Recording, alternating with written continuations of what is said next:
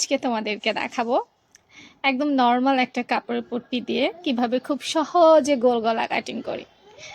একই সাথে কাটিং করার জন্য এবং সময় বাঁচানোর জন্য প্রথমে যেটা করব, কাপড়ের যে টুকরোটা সেটা জামার গলার নিচে দিয়ে দিব এবং এটাকে এমন সুন্দরভাবে বেছাবো যেন উপরে নিচে ডানে বামে কোনো অংশে এক সুতো নড়ে চড়ে না যায়।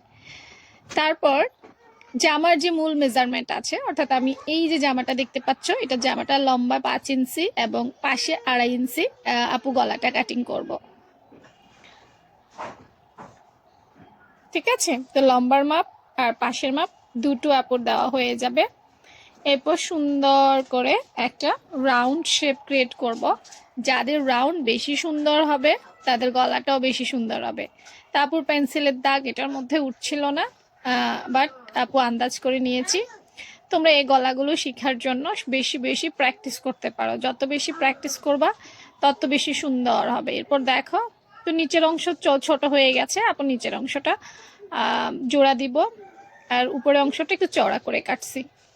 তো এটার নেক্সট দেখার জন্য অপেক্ষা করো, আপু এটা একদম সেলাই সেলাই বসানো সহকারে যা যা আছে সব দেখাবো। দেখো যে আমার গলাটা কত সুন্দর হয়েছে, পট্টির গলাটাও তত সুন্দর।